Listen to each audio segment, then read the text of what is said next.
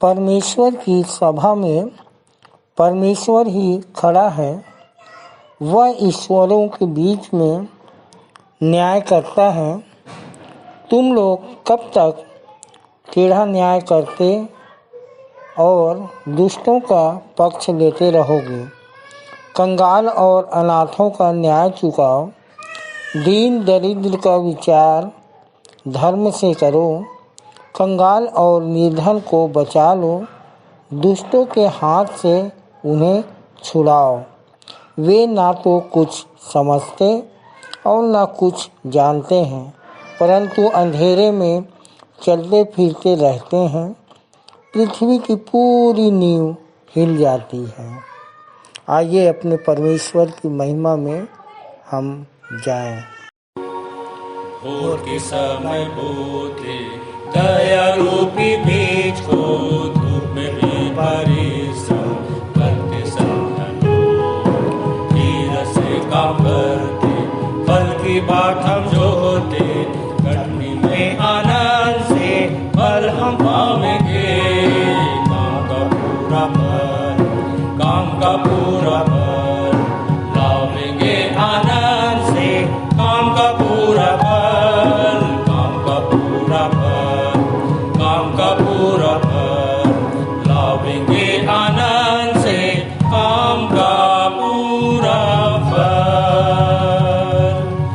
हम दौड़ धूप को सहते, छाया में भी बोते, बादल से न डर से साहस छोड़ेंगे। करने के समय पर पक्का फल मिलेगा, तब आनंद से काम के फल हम पावेंगे। काम का पूरा फल, काम का पूरा फल लावेंगे आनंद से, काम का पूरा फल, काम का पूरा फल, काम का पूरा फल लावेंगे आनंद से, काम का पूरा फल।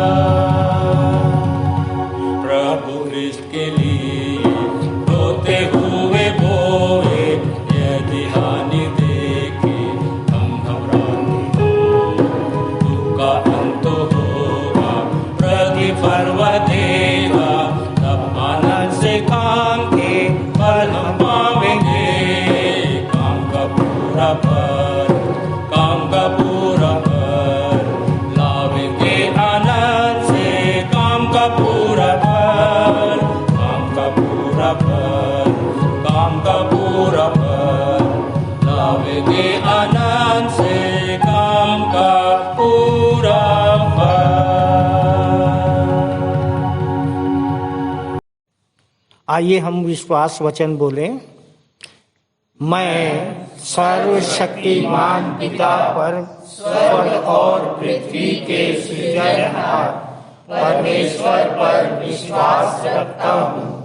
मैं उसके एकलौते पुत्र हमारे प्रभु यीशु मसीह पर, जो पवित्र आत्मा के सामर्थ के द्वारा कुमारी मरियम से जन्मा, जिसने पोंतियुस पिलातुस के राज्य में दुख उठाया, जो क्रूस पर टांगा गया और मारा गया, जो गाड़ा गया और अदृश्य लोक में पहुंचा, और तीसरे दिन मृतकों में से फिर जी उठा, जो स्वर्ग पर चला गया और सर्वशक्तिमान पिता परमेश्वर के दाहिने हाथ विराजमान है, और जीवितों और मृतकों का न्याय करने फिर आने वाला है।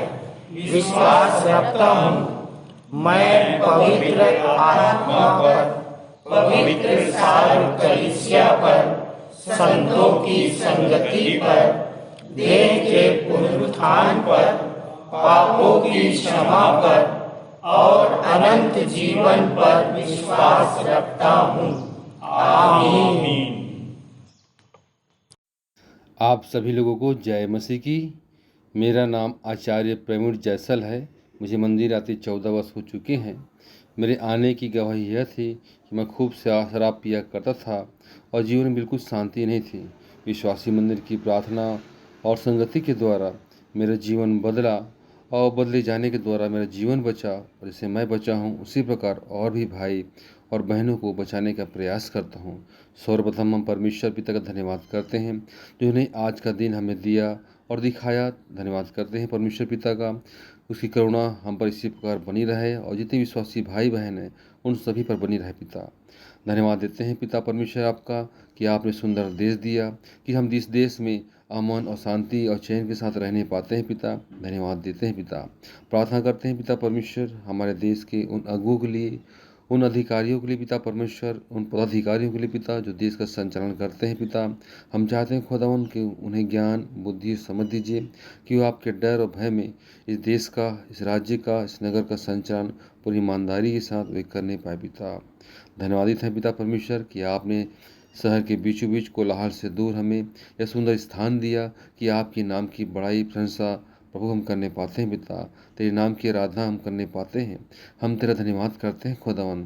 पिता परमेश्वर जितने लोग आज आपके नाम की आराधना करते हैं खुदा, उन जगह पर आपकी आशीष बहुत ऐसे चाहते हैं खुदा। और धन्यवादित है पिता कि तेरे सम्मुख आज हम पाए जाते हैं। पिता आज विश्वासी मंदिर में जितने लोग पहली बार आते हैं पिता, आपको धन्यवाद देने आते हैं खुदा, आप उन्हें आशीष देना खुदा। और जितने पहली बार आते हैं खुदा, आप उन पर अनुग्रह करना पिता।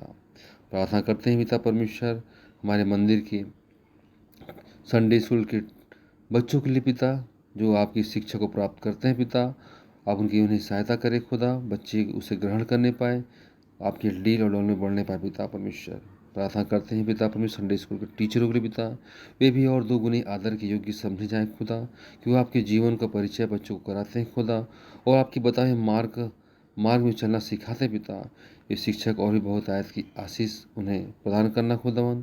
प्रार्थना करते हैं पिता परमेश्वर हमारे विश्वासी मंदिर में जो हॉस्पिटल है खुदा, हम चाहते हैं प्रभु जो नर्स हैं, जो डॉक्टर है पिता, जो अपनी सेवा देते हैं खुदावन, हम चाहते हैं पिता आपके डर और आपके भय में अपनी सेवा पूरी करने पाए। पिता जो मरीज आते हैं खुदावन पिता, हम चाहते हैं पिता परमेश्वर आप भी उन पर अनुग्रह करें और शारीरिक चंगाई के साथ साथ आत्मिक चंगाई भी प्राप्त करने पाए। पिता धन्यवादित है पिता कि आज का दिन आपने हमें दिखाया, तेरे अनुग्रह के बीच में हम पाए जाते हैं। पिता परमेश्वर तेरा धन्यवाद करते हैं, आपकी उपस्थिति इसी प्रकार हमारे जीवन में बनी रहे। पिता प्रार्थना करते हैं पिता परमेश्वर हमारे मंदिर की संचालक मंडल के लिए पिता परमेश्वर, आपकी दया आपके अनुग्रह से पिता परमेश्वर प्रभु आज इतनी बड़ी आराधनालय पिता उनकी अगुवाई में जो होती है खुदा, हम धन्यवाद देते हैं पिता परमेश्वर ऐसे अगुवाई के लिए पिता जो आपने हमारे लिए ठहराया, जो हमारे मार्गदर्शन करते हैं खुदा, हम तेरा धन्यवाद करते हैं प्रभु।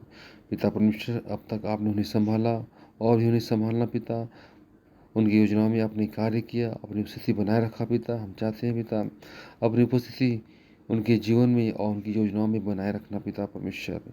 जितने लोग आज तेरे पवित्र भवन में आए पिता, आज की आराधना में सम्मिलित होते हैं खुदावन, उन सभी को आप बहुत आयत की आशीष देना पिता परमेश्वर। वचन के द्वारा पिता परमेश्वर उनका जीवन बदले और खुद बचे औरों को बचाने पाए पिता परमेश्वर। पिता परमेश्वर आज की आराधना में गीतों का गाया जाना, भेंट का चढ़ाया जाना, गवाहियों को दिया जाना, प्रार्थना को किया जाना और प्यारे के निकट आना प्रभु, यह आपको एक सुखदायक सुगंध के रूप में ग्रहण योग्य होने पाए पिता परमेश्वर।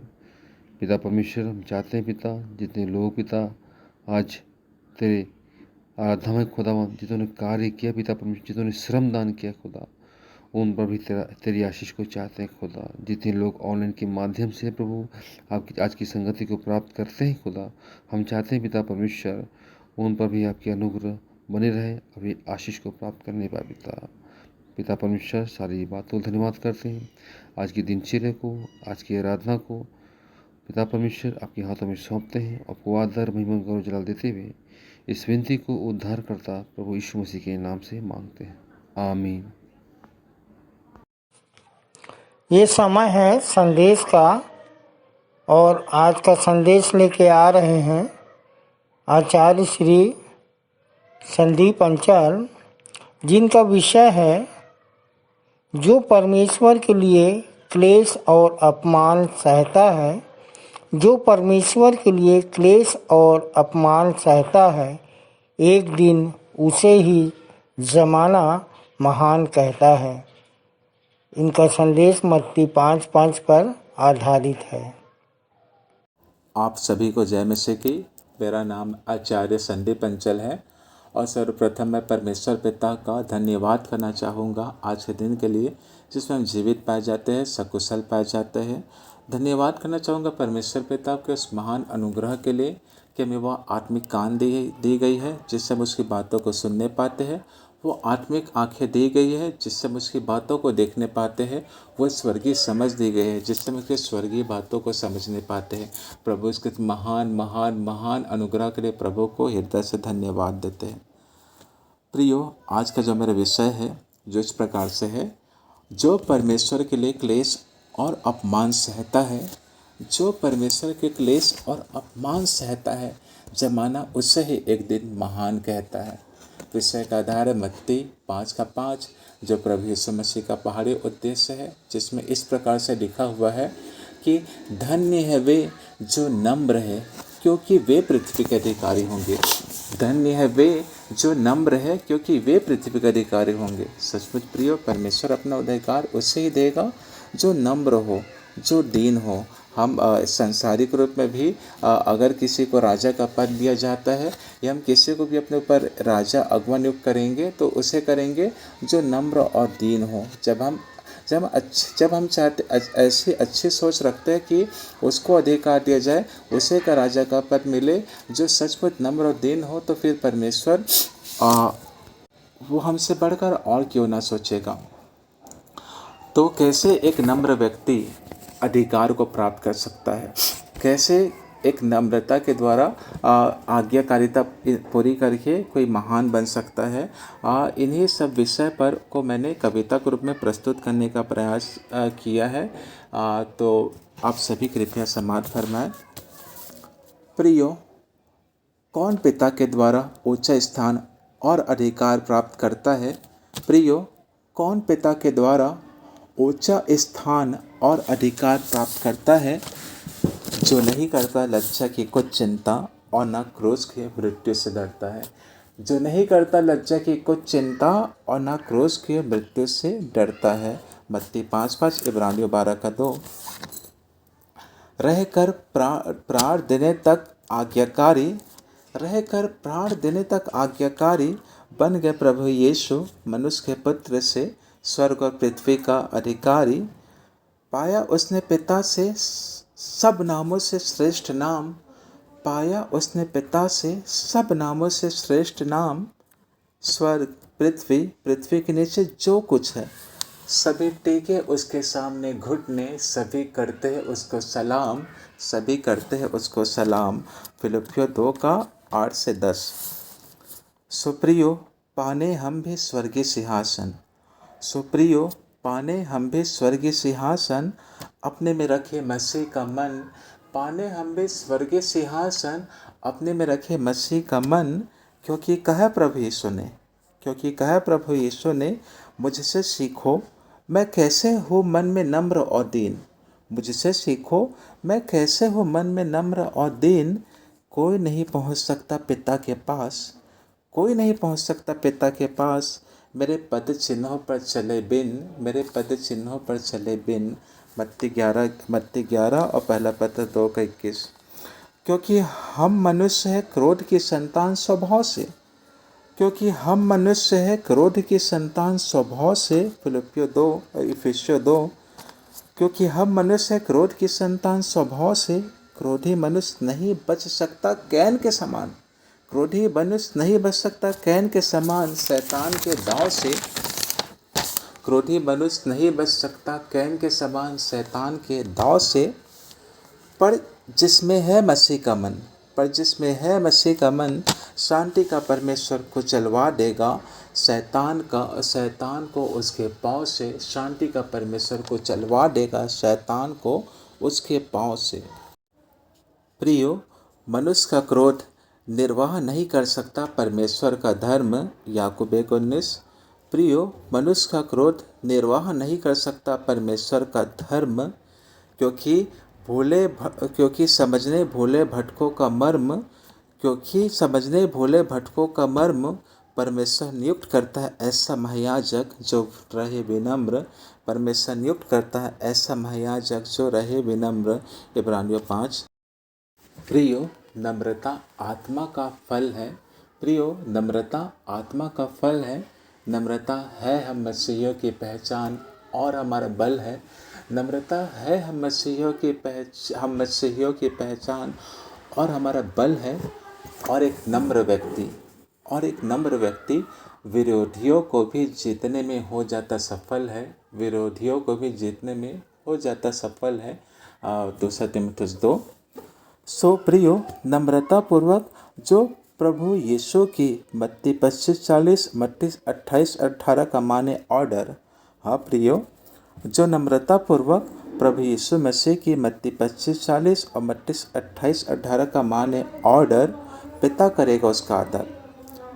यूहन्ना 12:26 में इस प्रकार से लिखा है, जो कोई प्रभु यीशु मसीह की आज्ञा मानेगा, जो कोई प्रभु यीशु मसीह की सेवा करेगा, परमेश्वर उसका आदर करेगा।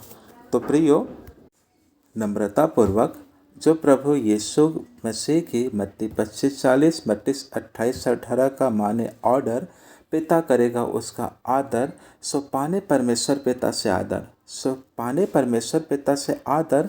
क्यों न सहले हम संसार में निरादर। क्यों न सहले हम संसार में निरादर।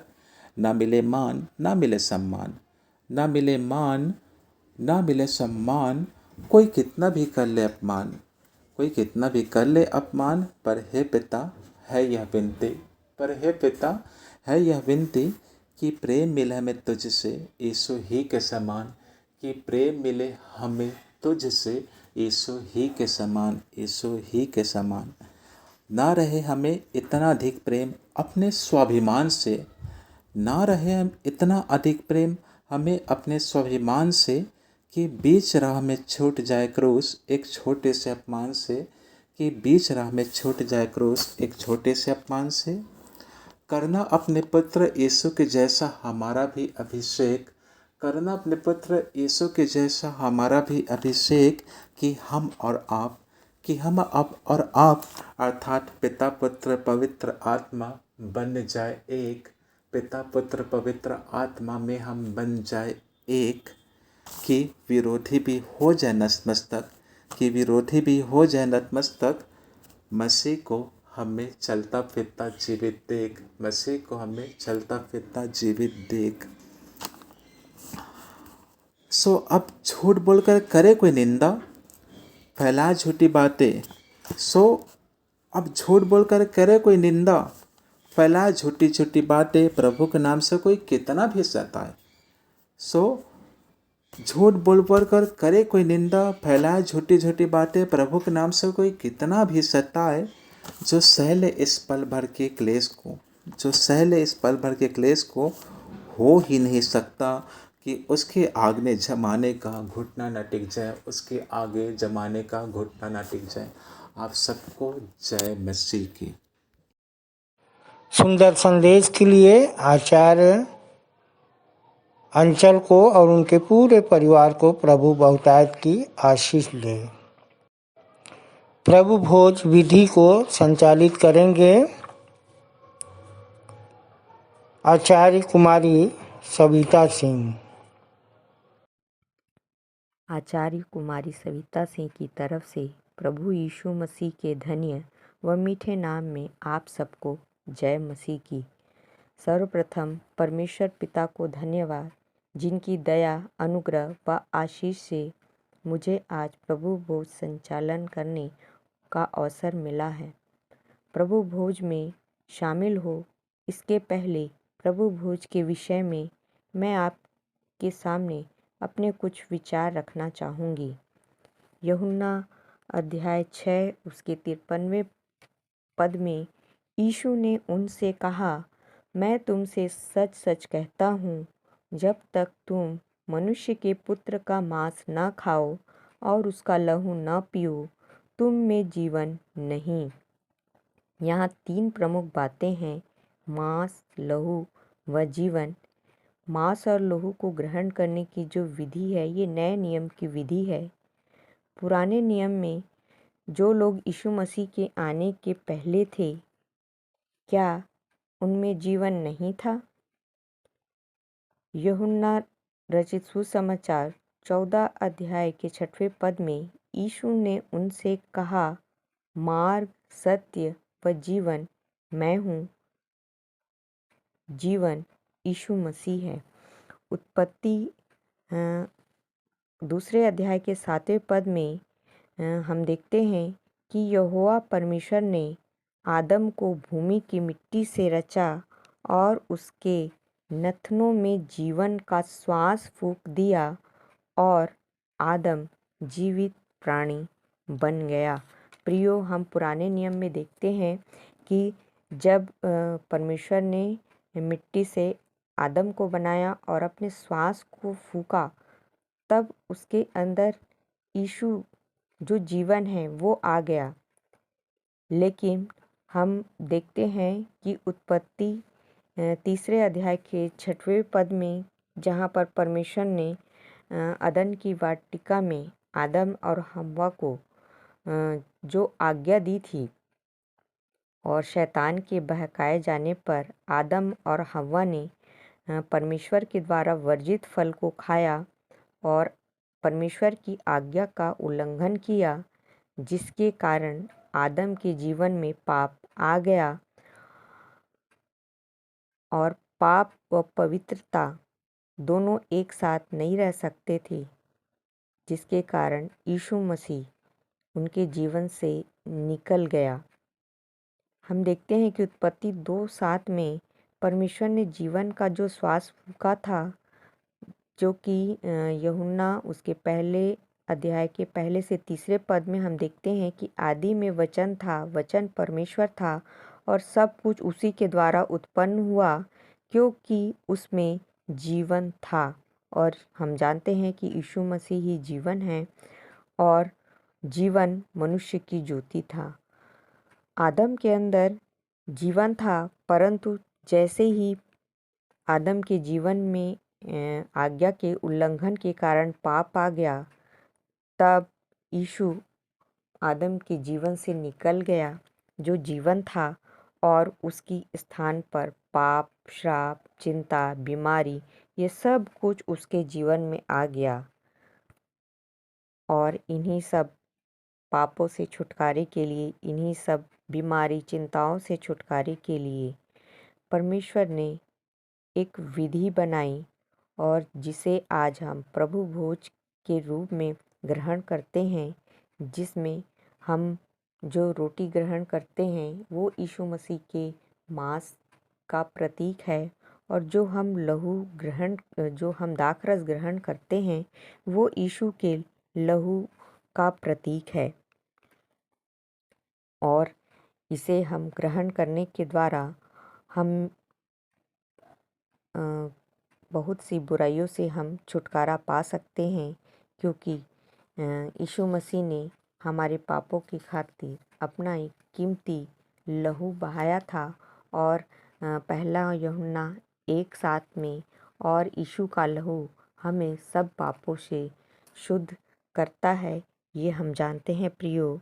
और जिसके लिए परमेश्वर ने प्रभु भोज की विधि हमारे लिए ठहराई है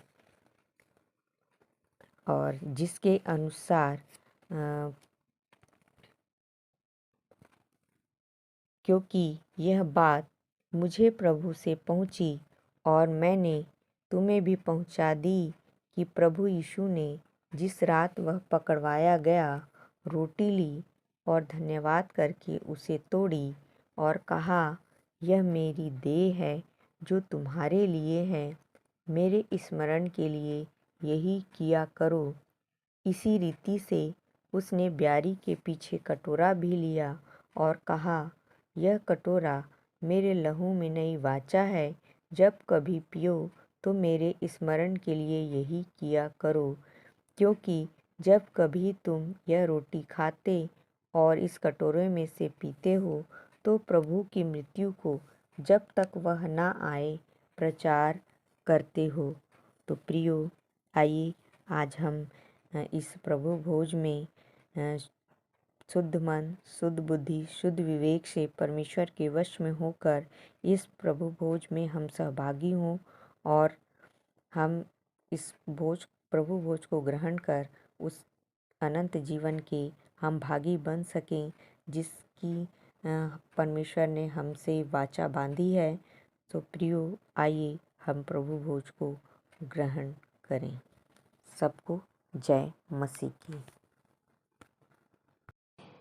प्रभु भोज के विधि के महत्व को बताने के लिए आचार्य कुमारी सविता सिंह को प्रभु आशीष दे और उनके परिवार पर भी आशीष का हाथ बने रहें। मैं मुख्य आचार्य R.K. सोनवानी आप सभी को जय मसीह की। आप लोगों को सूचना से अवगत करा दूं, हमारी रविवारी आराधना ऑनलाइन और ऑफलाइन दोनों चलती है। समय का विशेष ध्यान दें, प्रातः 10 बजे से दोपहर 12:30 बजे तक। जिनको जिनको आराधना में जिम्मेदारी दी जाती है उनको ऑनलाइन और ऑफलाइन दोनों में बोलना है। ऑनलाइन के लिए अपना ऑडियो बनाकर शुक्रवार शाम तक अवश्य ही मुझको भेज देवे। विशेष सूचना प्रायः यह देखा जा रहा है कि ऑनलाइन आराधना में जो प्रार्थना उत्तरवादी पाठ है, जो संदेश है कि रिकॉर्डिंग शुक्रवार शाम तक नहीं भेजी जाती, जिससे शनिवार रात भर सेटिंग करने में लग जाता है।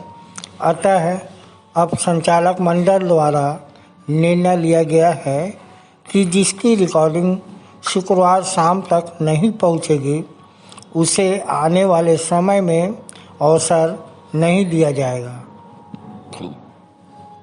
तदनुसार इस आदेश का कड़ाई से पालन किया जाएगा। आदेशानुसार संचालक मंडल विश्वासी मंदिर बिलासपुर। 11/6/2023 की रविवारी आराधना के लिए आप लोगों को सूचित कर दूं, जिसका संचालन आचार्य कुमारी बबीता सिंह के द्वारा, प्रारंभिक प्रार्थना मिस्टर नारायण केवर्थ के द्वारा, उत्तरवादी पाठ 1 कुरिन्थी 13 अध्याय 1 से 13 पद तक, जिसको पढ़ने में अगुवाई करेंगी कुमारी सरस्वती गढ़ेवाल और उत्तर देंगी कुमारी चंदा करियारे। सामान्य सामाजिक एवं पारिवारिक कलीसियाई प्रार्थना में अगुवाई करेंगी श्रीमती जूही नेहा जलाल। संदेश होगा आचार्य श्री अनिल भोरे के द्वारा, जिनका विषय है हमारे अंदर है प्रभु का वास। हमारे अंदर है प्रभु का वास तो क्या आवश्यक है उपवास। हमारे अंदर है प्रभु का वास तो क्या आवश्यक है उपवास। आप अपने संदेश के लिए मरकुस 2 अध्याय उसका 18 पद ले सकते हैं। प्रभु भोज विधि का संचालन के लिए आचार्य श्री दीपक भोई और भेंट की प्रार्थना श्रीमती लक्ष्मी केवर्थ के द्वारा। मुख्य संदेश होगा हमारे संचालक जी के द्वारा उत्तरवादी पाठ पर, और अंतिम प्रार्थना में अगुवाई करेंगे सहायक सह आचार्य श्री रवि भोरे और सह संचालक श्री आशीष जलाल जी की आशीष से सभा का समापन करेंगे। धन्यवाद। आइए और अंत में सुन लेते हैं अपने मंदिर के संचालक जी द्वारा पिछले सप्ताह के संदेशों की समीक्षा, मंदिर की वर्तमान स्थिति एवं भविष्य की योजनाएं तथा उत्तरवादी पाठ पर संक्षिप्त टिप्पणी। सबको जय मसीह की। परमेश्वर का धन्यवाद हो कि उसकी दया अनुग्रह से फिर से इस जीवन में हमको, मेरे और आपको सबको ये अवसर मिला है कि उसके वचन में से कुछ सीख सकें और अपने अनंत जीवन को संवार सकें। सो प्रियो, मैं अक्सर कहता हूँ कि मैं संदेश नहीं देता, परंतु जो वचन हैं उसमें कुछ चर्चा करता हूँ उसमें से, और अपने विचारों को रखता हूँ और आपकी अनुमति चाहता हूँ। कोई आज्ञा नहीं कि आप इसे मानिए, जैसा मैं कह रहा हूँ वैसा ही करिए, परंतु आपकी स्वीकारोक्ति, आपका मनन चिंतन, ये सब आप मानते हैं या नहीं मानते हैं, करते हैं या नहीं करते हैं, और कितना कर सकते हैं, ये सब आपकी स्वतंत्रता पर, आप पर निर्भर करता है कि आपके विचार हैं, क्या विचार हैं, आप उसे स्वीकारते हैं या नहीं स्वीकारते हैं। तो इस प्रकार से मैं वचन पे चर्चा करता हूँ। और मैं स्मरण करता हूँ कि मई का महीना ख़त्म हुआ, जून का महीना प्रारंभ हो रहा है, हो गया है, और मई के महीने में हमारे बहुत से कार्यक्रम हुए, जिसमें से VBS का भी कार्यक्रम है, और अभी हमारा एक ग्रुप इटारसी गया है VBS लेने के लिए। सो प्रियो, कितने ही आनंद की बात होती है कि सारे कार्यक्रम हम संपन्न करते हैं। हर एक महीने का अपना महत्व होता है, और बहुत से लोग छुट्टियों के समय में घूमने जाते हैं, शादी ब्याह होते हैं, और बहुत से सुंदर सुंदर स्थानों को देखने के लिए बहुत से लोग इच्छुक रहते हैं पृथ्वी में और जाते हैं। तो हमारा एक ग्रुप ऐसा भी है जो चला गया है, और कुछ लोग जाने वाले भी हैं।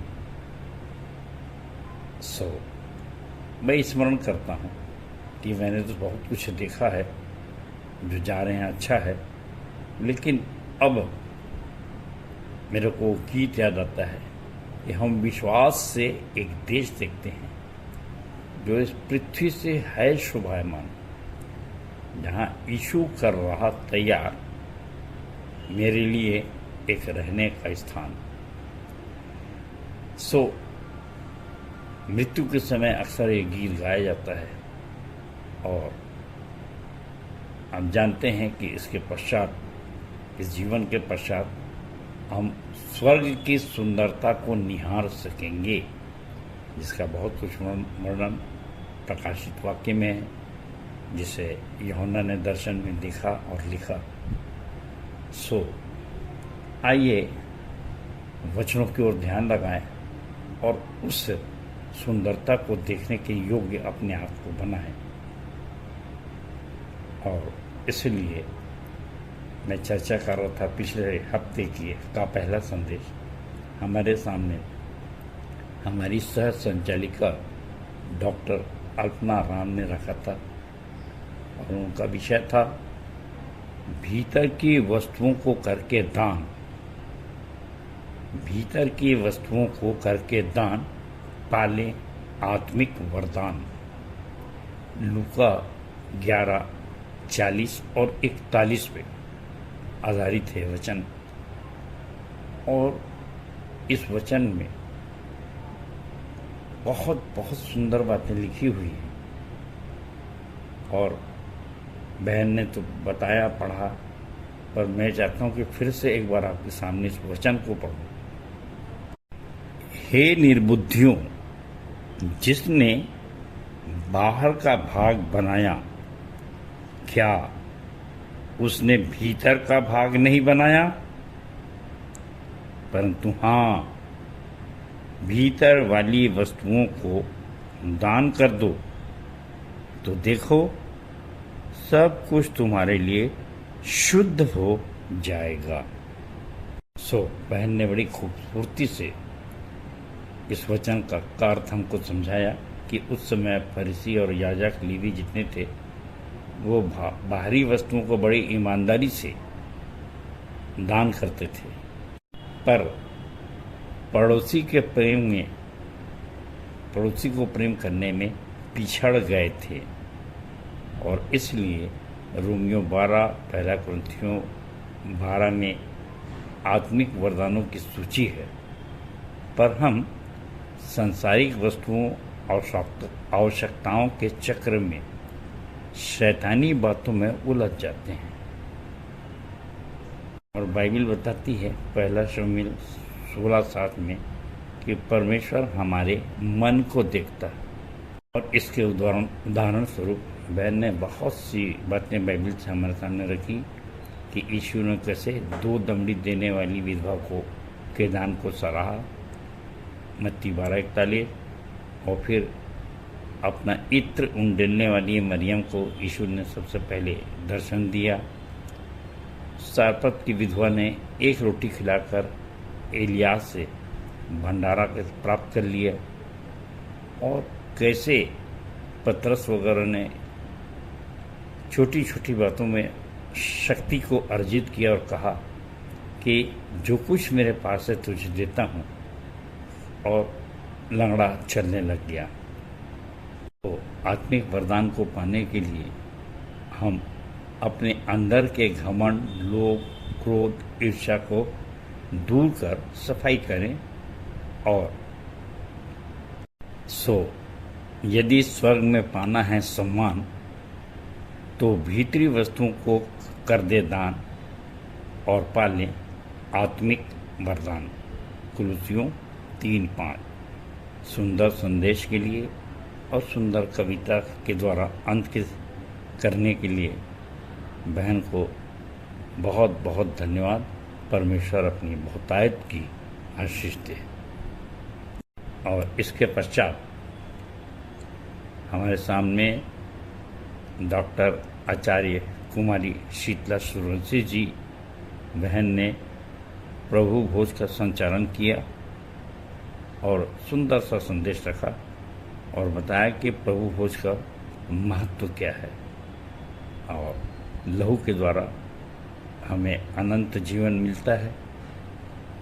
लहू से प्रायश्चित है, लहू के द्वारा क्षमा है, लहू से मेल मिलाप है, लहू से छुटकारा है और लहू से शुद्धता है। और इस प्रकार बहन ने कविता की 2 खूबसूरत लाइन भी हमारे सामने पढ़ी और बताया कि मैंने पूछा यीशु से, मेरा मूल्य क्या है इस सृष्टि में। मैंने पूछा यीशु से कि मेरा मूल्य क्या है इस सृष्टि में।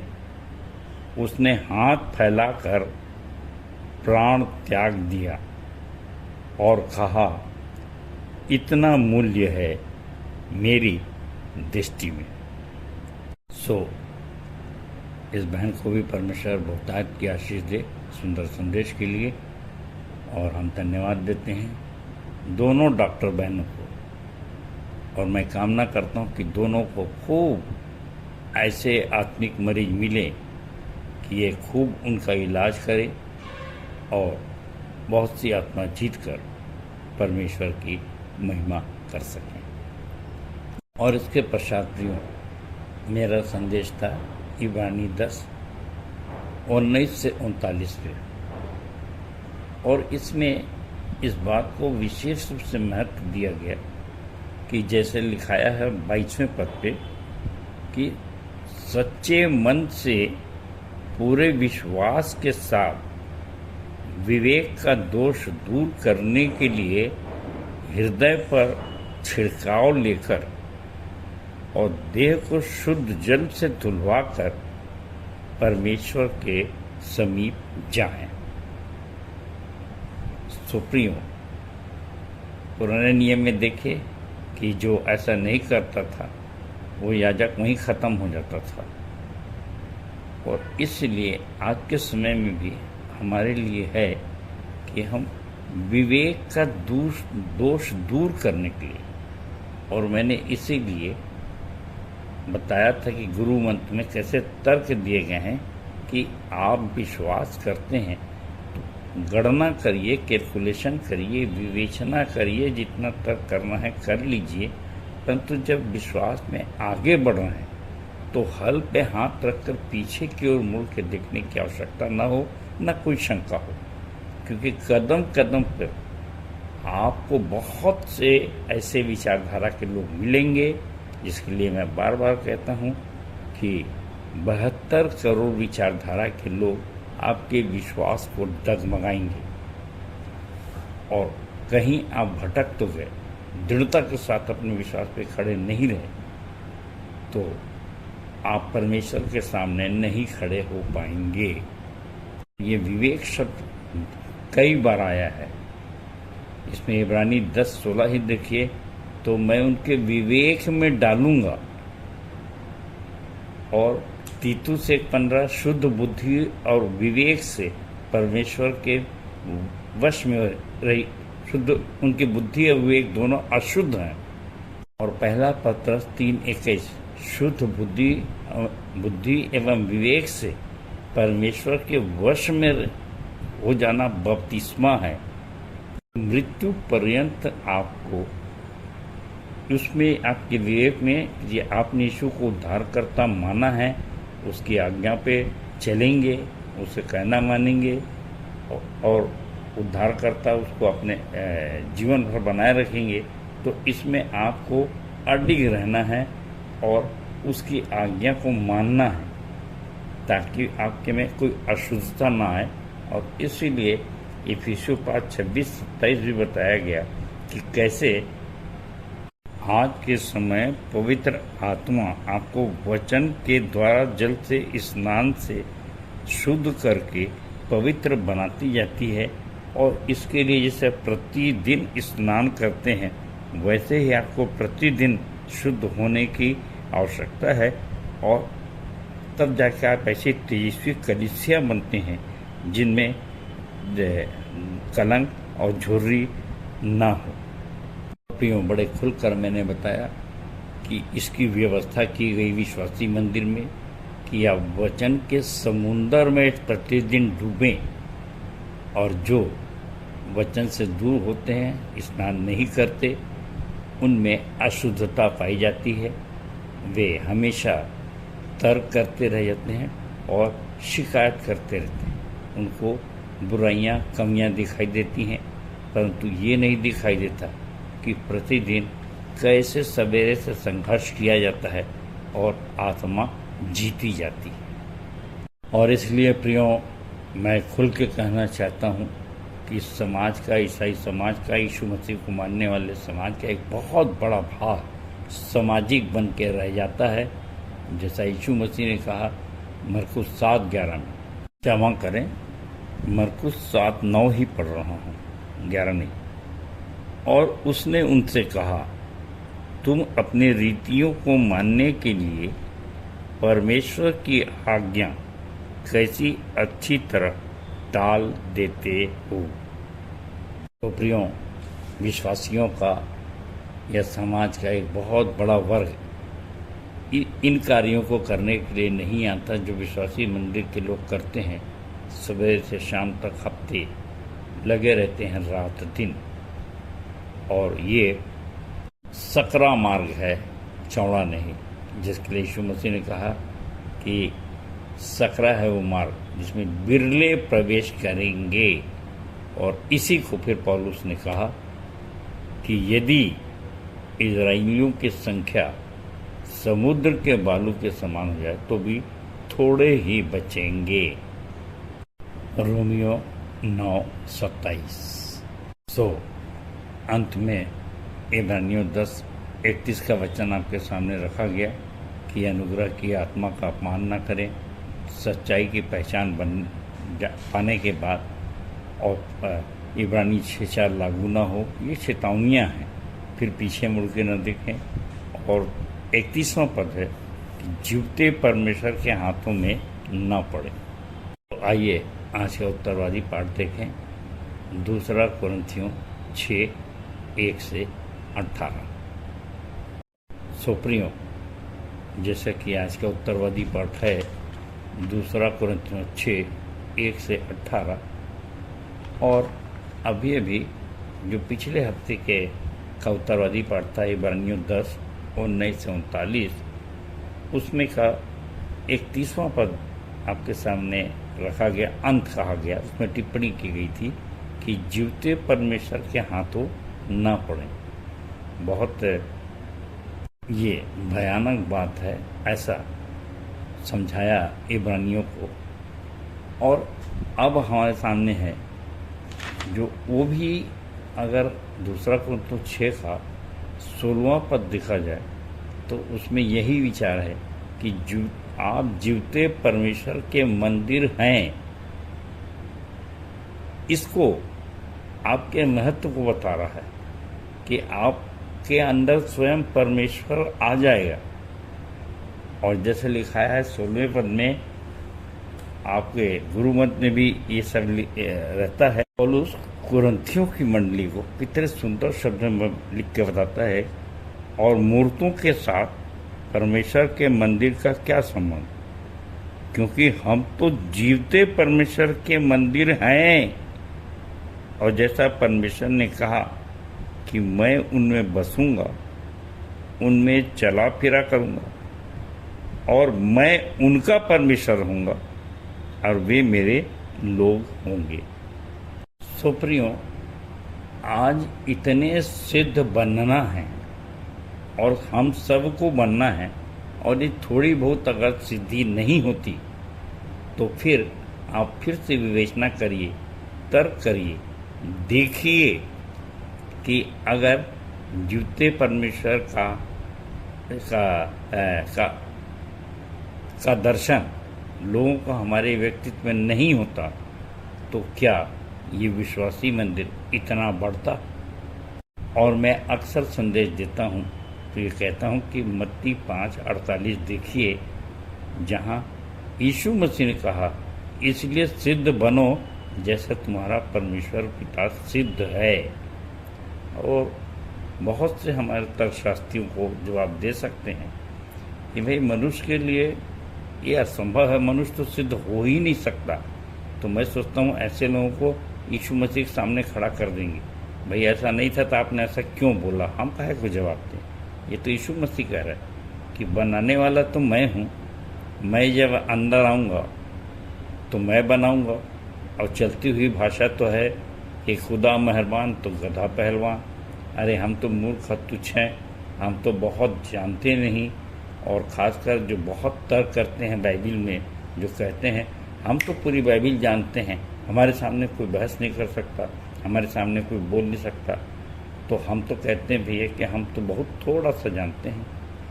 क्यों हम कहें कि बहुत जानते हैं और तर्क में फंसे।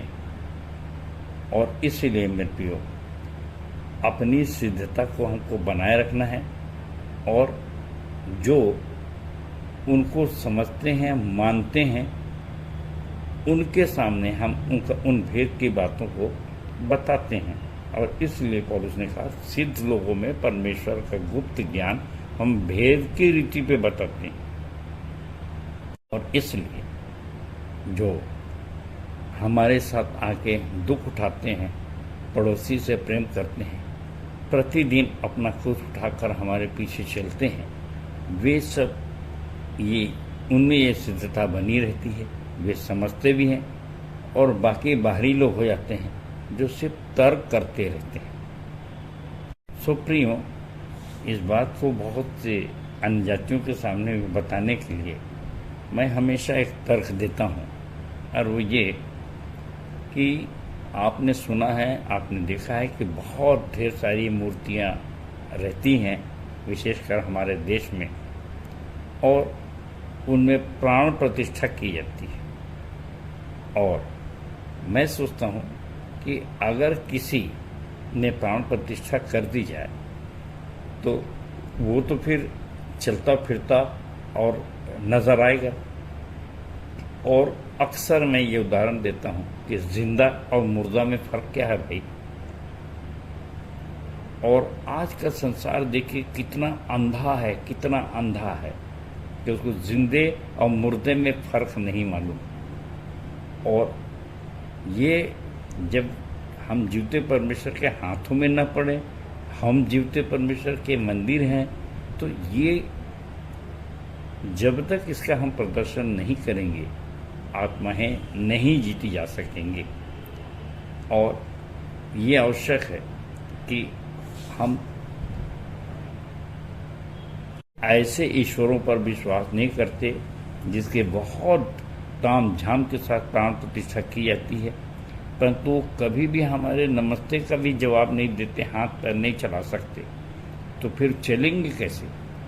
क्योंकि जूता परमेश्वर तो कहता है कि मैं उनमें बसूंगा, चलूंगा, फिरूंगा। तो ये तर्क है कि आप किस ईश्वर को मानते भाई, जो नहीं सुन सकता, जो चल फिर नहीं सकता। तो तर्क है, संसार के बहुत से लोग हैं और उनको हमको सच्चाई दिखाना है, क्योंकि इस संसार के ईश्वर ने उनकी आंखों को अंधी कर दिया। और जैसा यीशु मसीह ने कहा कि अंधों को दृष्टि पाने के सुसमाचार का प्रचार करूं, कब?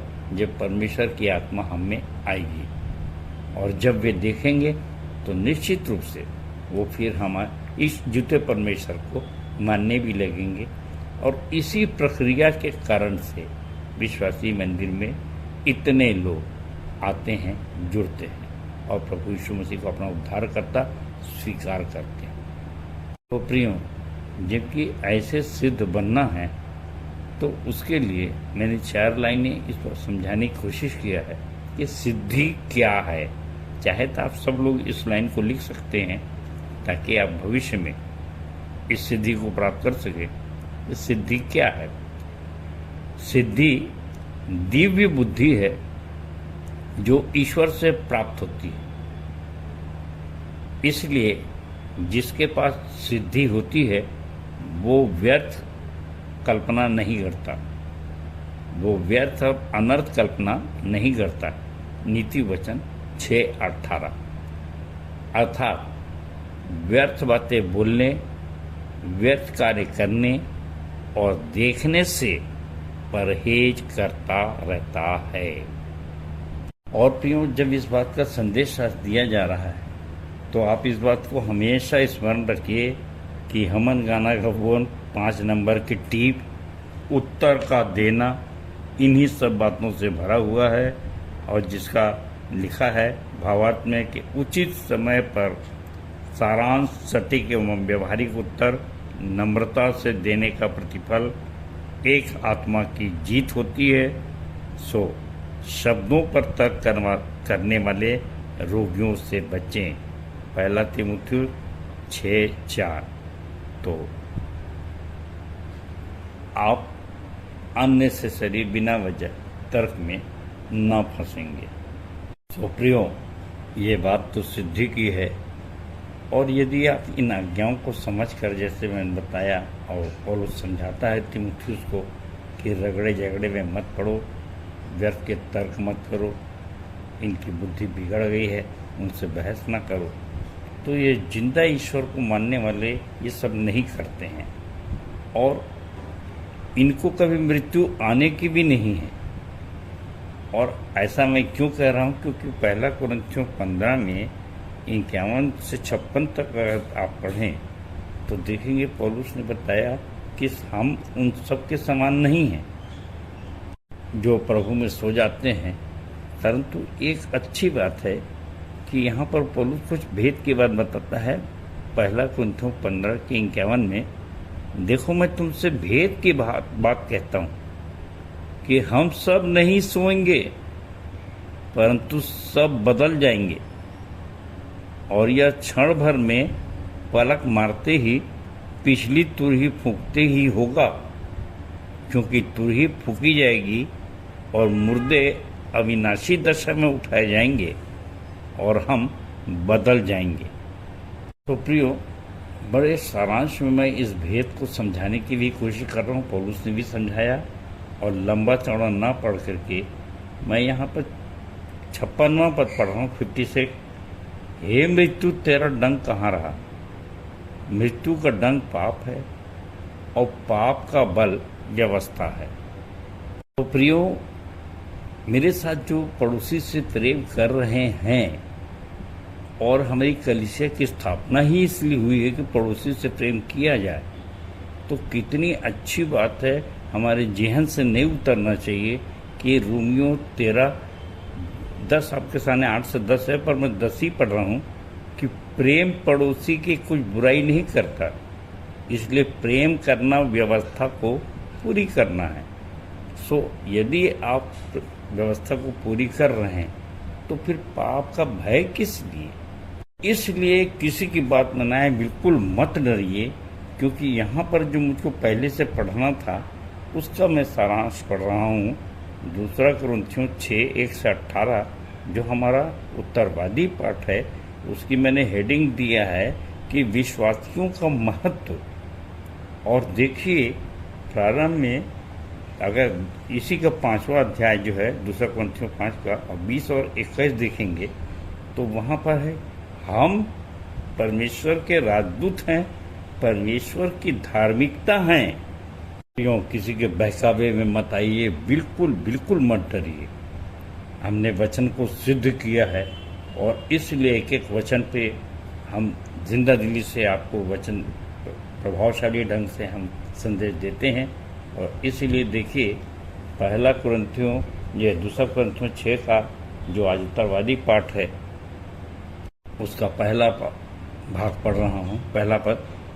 और हम जो उसके सहकर्मी हैं यह भी समझाते हैं कि परमेश्वर का अनुग्रह जो तुम पर हुआ है व्यर्थ न रहने दो। इसलिए पहले से लेकर के 10वें पद में बहुत सी बातें पौलुस को कहता है, जिसका मैं सारांश पढ़ दे रहा हूँ क्योंकि पूरा पढ़ूंगा समय लगेगा। किसी बात में ठोकर खाने का किसी को अवसर मत दो, हर बात में अपने सद्गुणों को प्रकट करो, और दरिद्रता में भी, हुल्लड़ में भी, निरादर में भी, सब जगह अपने सद्गुण को ही प्रकट करना है कि विश्वासी के लिए हर चीज मिलकर भलाई ही को उत्पन्न करती है। क्योंकि 10वें पद में इस प्रकार से कहता है, और हम महसूस करते हैं कि शोक करने वालों के समान हैं परंतु सर्वदा आनंद करते हैं, कंगालों के ऐसे हैं परंतु बहुतों को धनवान बना देते हैं, ऐसे हैं जैसे हमारे पास कुछ नहीं तो भी सब कुछ रखते हैं। प्रियो, अभी जब VBS लगा तो बड़े चर्च के लोग आए और हमको कितना अप्रिशिएट किए गए, अरे इतना बड़ा काम आपका हो रहा है हमको पता ही नहीं चला, और वो भूरी भूरी प्रशंसा करते रहे। और उसके पीछे यही कारण था कि हमारे बहुत ही गरीब लोग हैं हमारे विश्वासी मंदिर में, परंतु इतना भव्य सेटअप जो है वो कैसे हो गया। जिंदा दिली से कह सका कि 5 रोटी 2 मच्छी 5,000 को खिलाने वाला यहाँ जिंदा है, और आकाश के झरोखे से आशीष बरसाने वाला यहाँ चलता फिरता है। प्रियो, जो इन बातों को देखकर भी विश्वास नहीं करता, उनके लिए यहाँ पर 14वें और 15वें पद में समझाता है पौलुस कि अविश्वासियों के साथ असमान जुए में न जुटो, क्योंकि धार्मिकता और अधर्म का क्या मेल, या ज्योति और अंधकार की क्या संगति, और मसीह का बलियाल के साथ क्या लगाव, या विश्वासी के साथ अविश्वासी का क्या नाता। यानी ये शैतान है जो अविश्वासी हैं, देखकर विश्वास नहीं करते। तो प्रियो, अब 12वां पद पढ़कर मैं अपने संदेश को अंत करूंगा, क्योंकि यहाँ पर लिखाया है, तुम्हारे लिए हमारे मन में कुछ सकेती नहीं, पर तुम्हारे ही मनों में सकेती है। और यह सकेती शब्द का नई बाइबल में शब्द आया है संकोच है, अंग्रेजी में शब्द आया है अफेक्शन। और मेरे प्रियो, अपने समझाने के लिए एक विशेष बात मैंने यहाँ पे लिखा है कि 2 किस्म के व्यक्ति होते हैं, एक ब्रॉड माइंड के होते हैं और दूसरे नैरो माइंड के होते हैं, संकीर्ण दिमाग के। और जो संकीर्ण दिमाग के होते हैं उनका काम ही होता है नैरो माइंडेड की आलोचना करते रहते हैं, परंतु ब्रॉड माइंडेड उनको देखकर कभी उस पर ध्यान ही नहीं देते। सो ब्रॉड माइंड को मैंने बड़ी बुद्धि से कहा है और संकीर्ण को छोटी बुद्धि से। और एक सीधी बात है कि जो दूर तक देख नहीं सकता वो दूर तक नहीं चल सकता। यदि हम ऐसा करते हैं तो 18वें पद में कहता है कि मैं तुम्हारा पिता हूँगा और तुम मेरे बेटी बेटी होगे। सो ऐसे कार्य करके ब्रॉड माइंड के साथ हम आगे बढ़ें, जिससे कि परमेश्वर से हमारा रिश्ता बना रहे। परमेश्वर अपने वचन के कहे जाने पर आशीष दे। सबको जय मसीह की, जय मसीह की और जय मसीह की। धन्यवाद। आइए और अंत में सुन लेते हैं अपने मंदिर के संचालक जी द्वारा पिछले सप्ताह के संदेशों की समीक्षा, मंदिर की वर्तमान स्थिति एवं भविष्य की योजनाएं तथा उत्तरवादी पाठ पर संक्षिप्त टिप्पणी। आप सबको जय मसीह। मेरा नाम सहायक सहचार्य रामेश्वर सिंह राठौर है। विश्वासी मंदिर से जुड़े मुझे 7 वर्ष हो चुका है। आइए हम सब प्रार्थना में जाएंगे। अपने अपने हाथों को जोड़ लें, अपने आँखों को बंद करें। सर्व ज्ञानी, सर्वव्यापी, सर्वशक्तिमान पिता परमेश्वर, आकाश और पृथ्वी के कर्ता, हमारे सृजनहार, पालनहार, तारनहार प्रभु जी, एक बार फिर से आपके प्रिय पुत्र प्रभु यीशु मसीह के पवित्र नाम से आपके चरणों के नज़दीक में आते हैं पिता। धन्यवाद करते हैं परमेश्वर पिता आज के दिन के लिए। पिता परमेश्वर, आज इस विश्राम दिन में पिता परमेश्वर, आपने हम सबको पिता परमेश्वर जीवित रखा प्रभु जी। परमेश्वर पिता, हम सब पिता आपकी आराधना में शामिल होने पाए प्रभु जी। पिता परमेश्वर, हम आपको लाखों लाख धन्यवाद करते हैं पिता परमेश्वर पिता।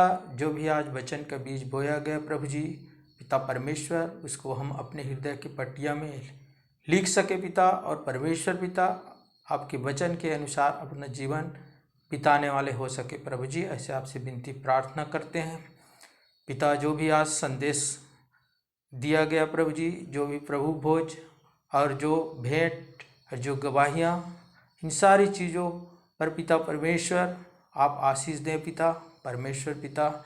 जितने भी लोग आज पहली बार आए हैं पिता परमेश्वर, उनको शारीरिक चंगाई के साथ साथ आत्मिक चंगाई भी दीजिएगा प्रभु जी। परमेश्वर पिता, कोई भी जन खाली हाथ ना जाए पिता, आपके आशीष को लेकर जाने वाले हो सके पिता परमेश्वर। ऐसे विनती प्रार्थना करते हैं पिता परमेश्वर, आप हर एक बातों को जानते हैं पिता परमेश्वर। जो भी उनकी समस्याएं हैं, चाहे शारीरिक, मानसिक, आर्थिक, हर एक प्रकार की शैतानी शक्ति, जादू टोना, दुष्ट आत्मा की शक्ति, सब यीशु मसीह के नाम से इनके जीवन से दूर होने पाए प्रभु जी। ऐसे विनती प्रार्थना करते हैं सबकी आप सहायता, मदद, अगुवाई करना प्रभु जी। और आप जीवित परमेश्वर को जानने वाले हो सके पिता परमेश्वर पिता। हम प्रार्थना करते हैं विशेषकर हमारे मंदिर के जितने भी अगुवे हैं प्रभु जी पिता परमेश्वर, उन सब के लिए हम प्रार्थना करते हैं पिता। जैसा लिखा है प्रभु जी कि भरमाने वालों के सदृश दिखते हैं फिर भी सच्चे हैं, और पिता परमेश्वर सताने वाले के सदृश दिखते हैं फिर भी पिता परमेश्वर हम हमेशा आनंदित और मगन रहते हैं प्रभु जी। पिता परमेश्वर, लिखा है प्रभु जी कि कंगालों के सदृश दिखते हैं परंतु बहुतों को धनवान बनाते हैं। परमेश्वर पिता, होने दीजिए पिता आगे के जीवन को पिता हम आपके इच्छा अनुसार बिताने वाले हो सके और आपके नाम के सुसमाचार प्रचार करने वाले हो सके पिता परमेश्वर पिता। हमने आप आज के वचन में सीखा प्रभु जी पिता, आप हमारे अंदर बसते हैं पिता परमेश्वर, आप हमारे पिता हैं, हम आपके बेटे और बेटियां हैं पिता परमेश्वर। सारी बातों में आपको धन्यवाद देते खुदा बाप।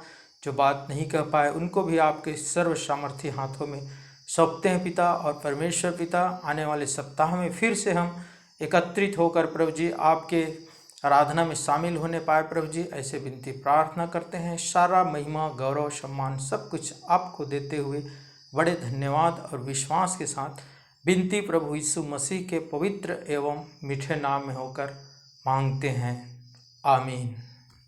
सबको जय मसीह। हे हमारे पिता, तू जो स्वर्ग में है, तेरा नाम पवित्र माना जाए, तेरा राज्य आए, तेरी इच्छा जैसे स्वर्ग में पूरी होती है वैसे ही इस पृथ्वी पर भी पूरी हो। हमारे दिन भर की रोटी आज हमें दे, और जैसे हमने अपने अपराधियों को क्षमा किया है, वैसे ही तू भी हमारे अपराधों को क्षमा कर, और हमें परीक्षा में ना डाल, परंतु बुराई से बचा, क्योंकि राज्य, पराक्रम और महिमा सदा तेरे ही है। आमीन। आइए आशीष ग्रहण करें। और अब जो ऐसा सामर्थ्य है कि हमारी विनती और समझ से कहीं अधिक बढ़कर काम कर सकता है, उस सामर्थ्य के अनुसार जो हम में कार्य करती है, हमारे पिता परमेश्वर का प्रेम, प्रभु यीशु मसीह का अनुग्रह और पवित्र आत्मा की शांति और सहभागिता हम में से हर एक के साथ अब से लेकर सदा काल तक होती रहे। आमीन।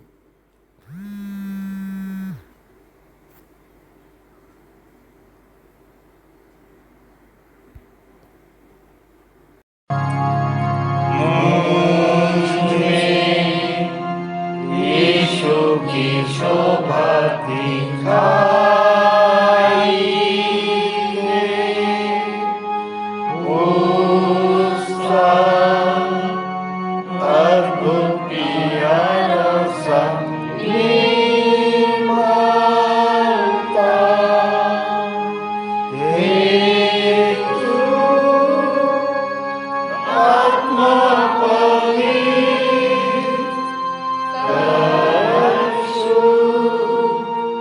मेरा शरीर मुझ में यीशु की शोभा दिखाई दे। आमीन। आमीन। आप सबको जय मसीह की। जय मसीह की।